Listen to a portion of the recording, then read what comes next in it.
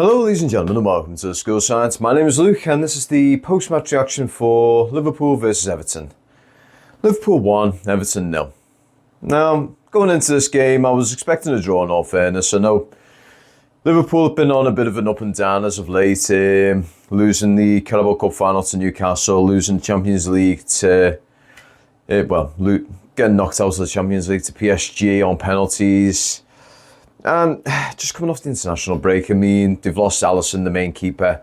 They've lost a couple of people here and there. They've lost Trent. They've lost little bits here and there. But to be honest, looking at Everton right now, we're not exactly the spring chickens that we should be.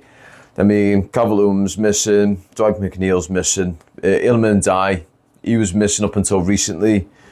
Irabernam's just coming back. Brozier's just coming back. Chimiti's just coming back. With both teams are not exactly at their 100%, so to be honest though, let's be honest, when's the last time both teams have been at their 100% when it's come to a Merseyside derby? We've always got an injury here or there, but you can never write Merseyside derbies, you know. There's always something, there's some sort of anomaly that makes them unique. I mean, the previous one being the Tarkowski last grasp. The one before that when we won 2-0 through Calvert-Lewin and Branthwaite. There's always something here and there sprinkled into the mix that sort of makes them a bit unique. And this one, well, it had its controversies to say the very least. I mean, in the first half, Everton, we were pushing hard. We were trying to go for goal quite early. We were trying to get that quick goal, and that was not going to be the case. I mean, Beto took a few minutes to warm up. He was having a good run at parts. His offside goal, I mean, looking at the replay, I mean, it was quite literally his bootlaces are offside. It should, in my opinion, they need to try and refine VAR. I mean, either go to a semi-automated system or don't, or just ditch it altogether, because it's getting to be a bit of a mess now, you know. I mean, looking at that goal, I mean, you're literally talking about that in terms of an offside difference. I mean, we're quite literally that at this point. They're going to get to the point where they're going to get the electron microscope, and it's literally going to be a quantum level of offside, and the fact that they're observing it changes the outcome sort of thing. It's going to be madness like that at some point. But yeah, in the first half, Beto has a nice little go at it. Shortly after his shot at goal, he almost scores another one. Basically, hit the upright, unfortunately. Now I think that's where, when we're going forward, we do really need wide players to basically just be hanging behind inside of probably say 10 to 15 yards. So let's say Beto's running up. You kind of need your Alcaraz and your Harrisons to be ready for anything. So once that ball goes at the goal, they need to be ready to follow up. It's something I think they should be doing. I don't know whether Moyes got them going in a different sort of direction, because when that ball does get intercepted or stopped, we could be running at risk of getting countered, or whether it's something along them lines, I don't know. But in my personal opinion, I do think we really need our wingers, or whoever it is hanging up on number 10, to be right behind our main striker, whether that's within 10, 15 or even 20 yards, just behind in a set space. So when this does happen, whether it does hit the bar, whether it does hit the upright, whether it does bounce off the keeper or a defender, they can follow up then. It's just being that one little bit of backup. Essentially, they're becoming the second striker. That would be amazing for us to do that. But yeah, enough about Beto and the two opportunities. Let's talk about Tarkowski. Bloody hell, mate. You escaped the red. You honestly, I will hold my hands up and say you escaped the red. Now, bear in mind, the rules on this are a little bit vague, in a way. I mean, a red card, you could argue for the red card and against. For it in the sense that he had his studs up and he went into his shin. That was bad. I mean, some people are going on, it's a leg breaker. No, it's not. It was a hanging foot. And he didn't have a lot of momentum, but still, it hurts. But let's talk about the other side of the coin. He got the ball nice and clean. It was just a follow through, which is the contentious period. And with them getting a yellow card so early on into the game, I do think that does have a bit of a mentality sort of thing as the game progresses. But overall, Tarkowski has a reasonably decent game. I mean, Branthwaite's the same. Jake O'Brien has a great game. What I would say, myself, is I think we need to stop relying heavily on Jack Harrison. I think, in my personal opinion, because of the way we're playing, Patterson should be in that role. I know a lot of people will be saying, oh, but he's not had a lot of games. True. He's not really good defensively. True. But he is decent defensively, but he is even better going up. And I do think that lad has got something somewhere in his repertoire that could actually give us a little bit of an edge rather than Harrison. Because Harrison on the corners, I mean, Jesus Christ. I was leaning out my bedroom window getting ready to catch the balls. They were going that high and wide. I swear I could have watched them going out of that stadium from my house. Yeah. I know, I'm being a bit dramatic. But yeah. So for the first half, solid performance from us. We did well. We were lucky not to be down to 10 men. Going into it, I do think if we would have kept that momentum going, I do think we could have got a goal eventually. Especially if it would have been, say, Chimiti or Brozier, I do think we could have had that goal under wraps. But, hey-ho.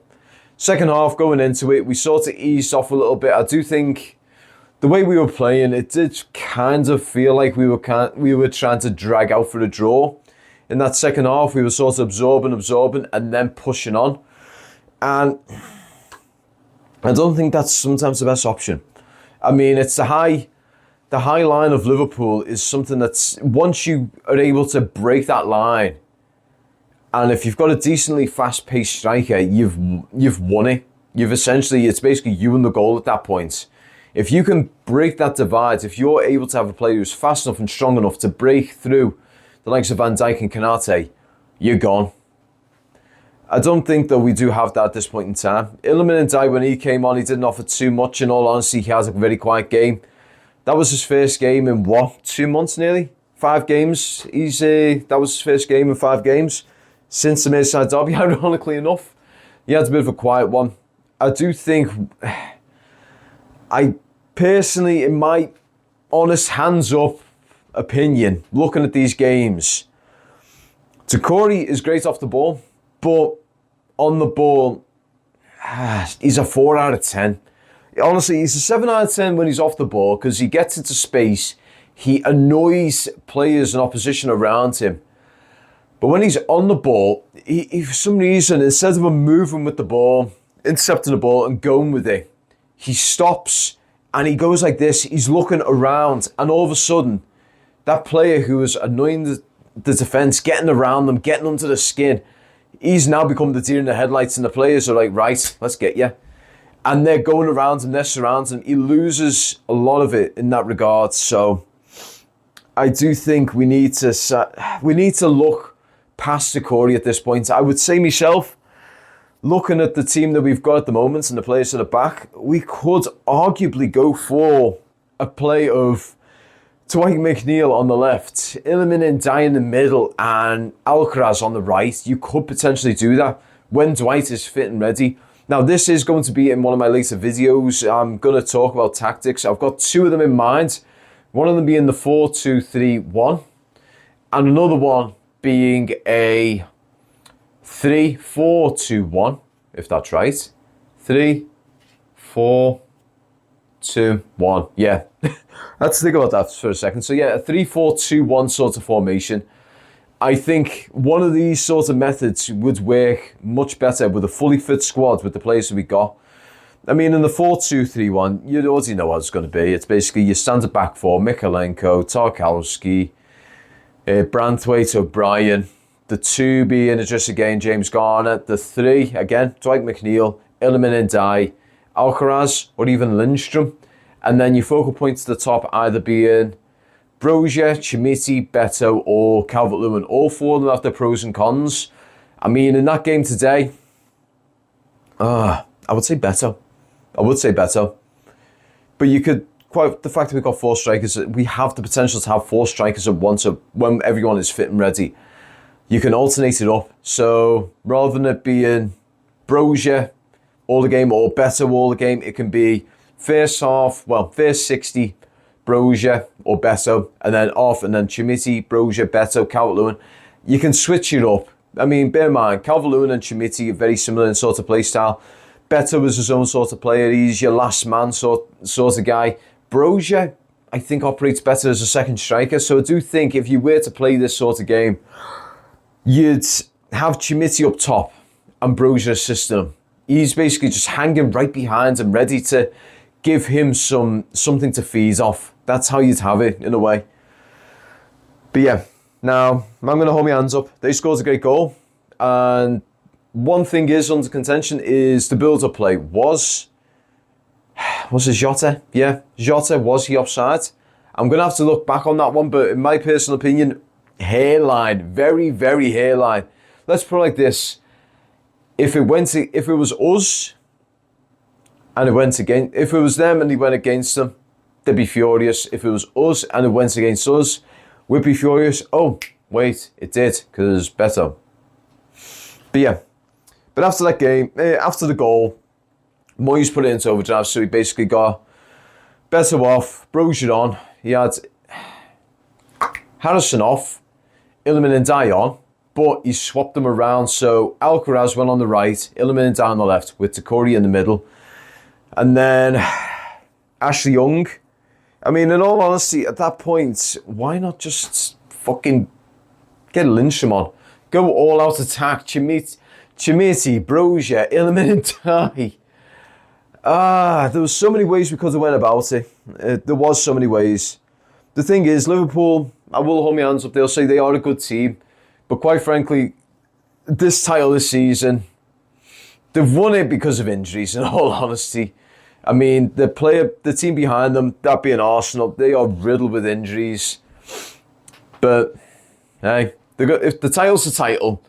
If it was Everton, we won the title, but because Liverpool was riddled with injuries, that was because Arsenal were riddled with injuries, Man City were riddled with injuries, all the other teams had injuries left, right and centre, and we had a perfectly fit squad right the way through, and we won the title as a result of that, then I'd still celebrate it. A title's a title.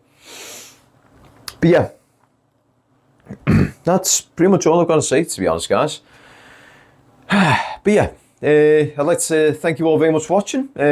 If you want to help support the channel and you want to be like this dude right down here, Mr. Roberto, and, you know, help me improve hardware, software and other stuff to help get better footage out for the channel, get stuff out quicker and do all that sort of stuff, become part of the YouTube membership. It's called the Cup of Coffee Tier. It's less than £1 a month, and all the money that goes into that comes straight back to me, and it goes straight back to the channel. I am literally the middleman. It's basically going from you to the channel. I am literally just going like this, honestly.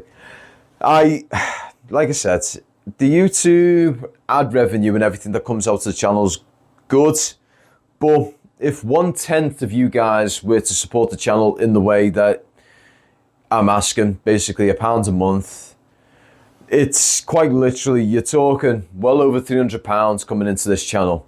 That is more than enough for me to do a lot of hardware upgrades as well as software stuff and sorting out this back wall, because you can probably see that all the way over there. It's a single layer, it's not great. I want to update it. I want to get this a little bit better and potentially do other things with the channel. Like I said, I'm going to try and do a tactics video later on down the line.